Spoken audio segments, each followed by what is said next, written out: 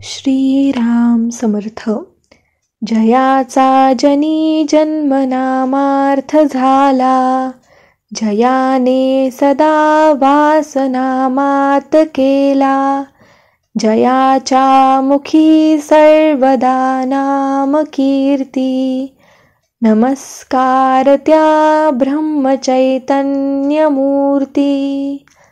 जय जय रघुवीर समर्थ. श्रीराम. परमपूज्य प्राध्यापक के.व्ही. बेलसरे लिखित श्री ब्रह्मचैतन्य गोंदवलेकर महाराज चरित्र आणि वाङ्मय या पुस्तकातील पुढील वृत्तांत. माणसाचे अंतरंग साधू जाणतो. गोंदवल्यात त्यावेळी एक अप्पा नावाचा चांगला अधिकारी धनगर होता. त्याचे वय 35-40च्या आसपास होते. गावातून तो वस्त्रहीन फिरे. लोक त्याला वेडा समजून त्याची चेष्टा करीत आणि वेडा अप्पा म्हणून हाक मारीत. त्याला कोणी कितीही त्रास दिला तरी तो अगदी शांत राही. श्री महाराजांना तो दादा म्हणे आणि ते देखील तो मंदिरात आला म्हणजे त्याला आपल्या शेजारी बसवून घेत. लोकांकडून फारच त्रास झाला म्हणजे श्री महाराजांना तो म्हणे, दादा हे बघ रे मला कसे छळतात. ज्यांनी त्याला त्रास दिला असेल त्याला श्री महाराज दम देऊन सांगत, अरे तो वेडा नाही, खरे वेडे तुम्ही आहात. त्याचे अनुसंधान चांगले स्थिर झालेले आहे. त्याला त्रास देणे हेच खरे पाप आहे. एक दिवस गावामधील कोणी एका माणसाने अप्पाला 2 रट्टे मारले. हे श्री महाराजांना जेव्हा कळले तेव्हा त्यांनी त्या माणसाला मंदिरात बोलावून आणले व त्याची चांगली खरडपट्टी काढली. तो परत गेल्यावर वामनराव ज्ञानेश्वरी बोलले, महाराज मनुष्याची पारमार्थिक योग्यता कशी ओळखावी? श्री महाराजांनी उत्तर दिले, खरे म्हटले तर मनुष्याची योग्यता काय आहे हे साध्या माणसाला कळणे शक्य नसते. साधूंना माणसाचे अंतरंग समजते. म्हणून तशी दृष्टी आल्याशिवाय आपण कोणालाही नावे ठेवू नयेत. तरी अंतकाली मनुष्य मनाच्या कशा अवस्थेमध्ये जातो यावरून आपल्याला कल्पना येऊ शकते.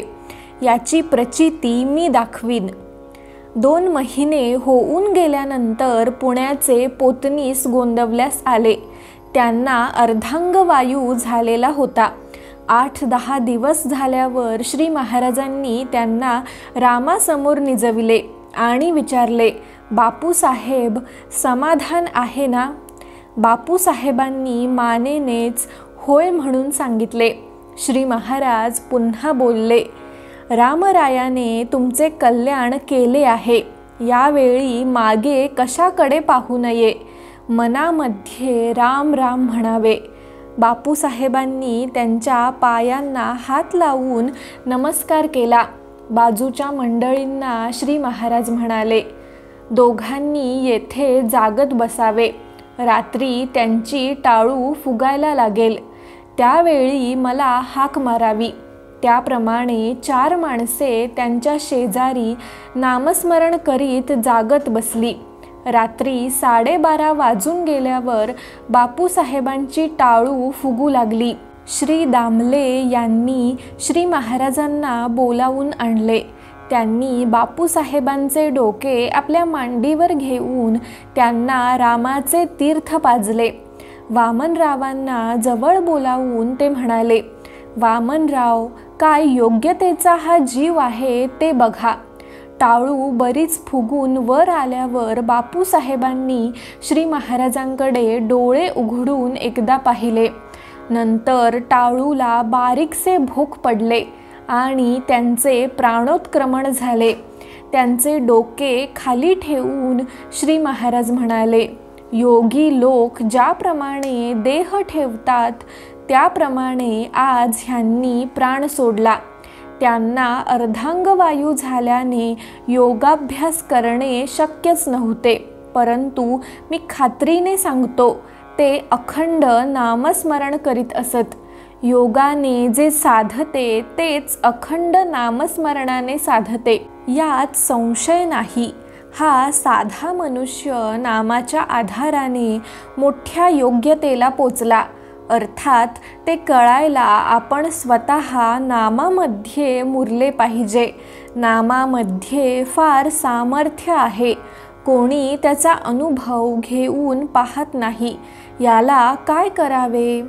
ज्याला नामाची चटक लागली त्याच्यावर रामाने कृपा केली असे निश्चित समजावे. परंतु नामाची चटक लागण्यासाठी सतत नाम घेणे हाच उपाय आहे. जानकी जीवन स्मरण. जय जय राम.